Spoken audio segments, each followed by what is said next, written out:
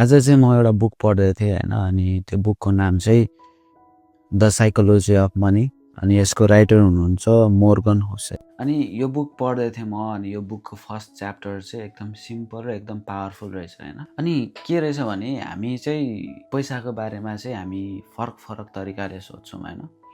कोही मान्छेले चाहिँ पैसा इन्भेस्ट गर्ने सोध्छ, कोही मान्छेले चाहिँ पैसा सेभ कसरी गर्ने सोध्छ, कोही मान्छेले चाहिँ एकदमै धेरै खर्च गर्छ होइन, कोही मान्छेले चाहिँ पैसा एकदम लुकाएर राख्ने पनि हुन्छ होइन। यो भन्नुको अर्थ चाहिँ मान्छेहरू चाहिँ पैसाको चलन चाहिँ एकदम धेरै प्रकारले अथवा धेरै तरिकाले गर्छन्। अनि हामीले चाहिँ कहिलेकाहीँ अरूलाई हेर्दाखेरि चाहिँ यो मान्छेले किन पैसा धेरै खर्च गरेर होला होइन, यो मान्छे चाहिँ किन लोभी भएको होला भनेर चाहिँ हामी सोच्ने पनि गर्छौँ, हामी कहिलेकाहीँ त भनिदिन्छौँ पनि होइन। अनि यो कुराहरू गलत छ भनेर पनि भन्छौँ हामी। तर आज म यो साइकोलोजी अफ मनी पढ्दाखेरि चाहिँ त्यसको फर्स्ट च्याप्टर छ नो वान इज क्रेजी होइन।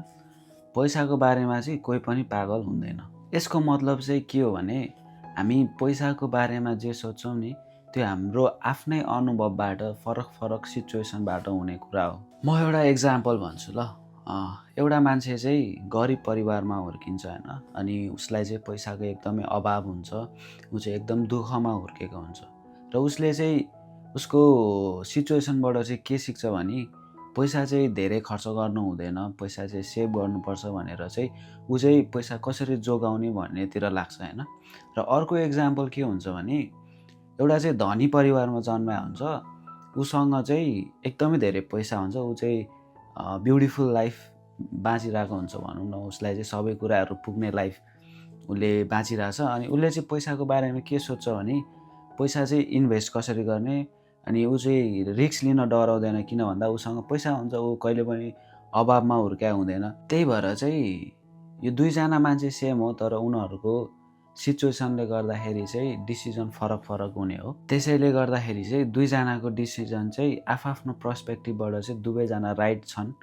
यो बुकले चाहिँ त्यही भन्छ, नो वान इज क्रेजी। र हामीले चाहिँ यो लेसनबाट के बुझ्न सक्छौँ भने हाम्रो पैसाको डिसिजन चाहिँ फरक फरक हुन्छ। त्यही भएर हामीले चाहिँ कसैलाई चाहिँ पैसाको जजमेन्टल कहिले पनि गर्नु हुँदैन, किन भन्दा हामीलाई चाहिँ अरूको स्टोरी कहिले पनि थाहा हुँदैन। अनि सेकेन्डमा चाहिँ के छ भने हामीले अरूको फाइनेन्सियल डिसिजन हेर्ने चाहिँ होइन, हाम्रो चाहिँ फाइनेन्सियल सिचुएसन के हो भनेर चाहिँ हामीले आफ्नो सिचुएसन हेर्नु चाहिँ इम्पोर्टेन्ट हुन्छ। र थर्डमा चाहिँ के छ भने पैसा चाहिँ कसैको लागि एउटा त्यसको राइट वे छैन क्या, सबैको आफ्नो वे छ होइन। मैले चलाउने पैसा मैले